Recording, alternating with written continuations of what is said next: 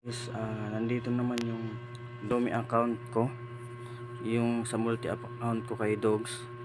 Ngayon gagawin ko ay sa Bybit na natin pipiliin ma-withdraw to. Pinutin natin yung deposit exchange. Same process lang naman sa OKX. Deposit exchange, tapos piliin ulit yung exchange, continue lang.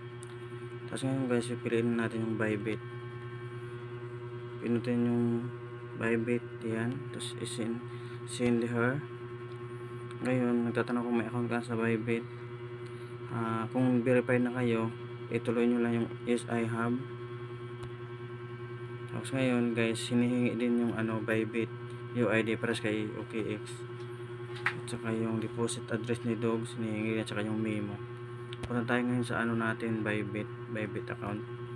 Ito guys, account to ng misis ko yung Bybit, kasi sa akin hindi ako ma-verify. Ayun guys, i-copy yung UID nyo, yan, copy lang natin, tapos i-paste natin dito. Ayun guys, paste natin, ayun, copy lang natin yung UID ni Bybit. Tapos punta tayo ulit sa Bybit. Ngayon natin yung deposit, kasi magde-deposit na tayo. Ito na guys, search natin si Dogs, ay pinutin mo natin yung deposit. Nakikita nyo to guys, nakasulat dito deposit sa taas. Kung Bybit ang gamitin nyo, sundan nyo to. Kita nyo guys, yan, deposit, click nyo yan, ayan, piliin yung deposit crypto sa baba. Search nyo dito, type nyo dito sa taas si Dogs para lumitaw. Yan guys, yeah, ito yung Dogs.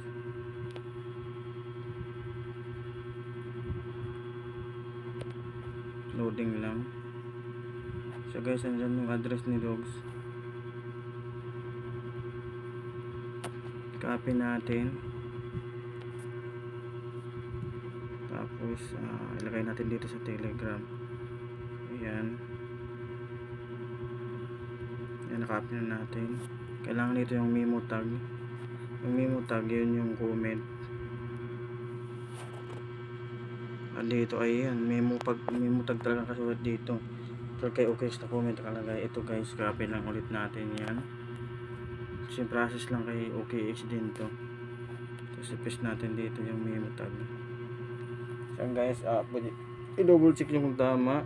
Ito 101 yung dulo. Ayan, 12 23 7101.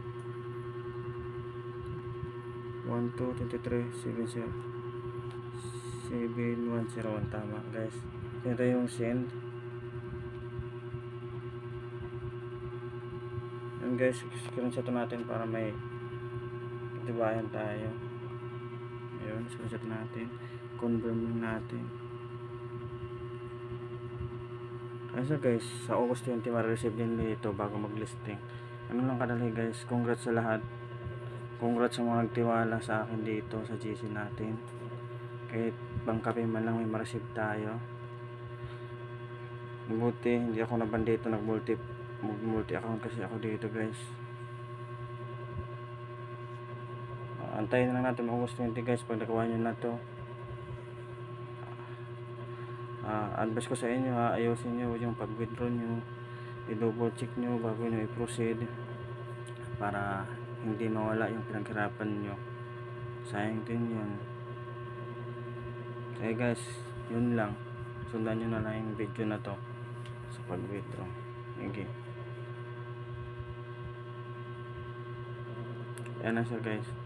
Ganyan lang itsura. Hindi na natin nagamit yung yung wallet na nakulik natin kasi sa exchange natin, Cleanim. Walang gas fee guys, libre lang. Yung maganda pag exchange, direct exchange kasi wala nang gas fee.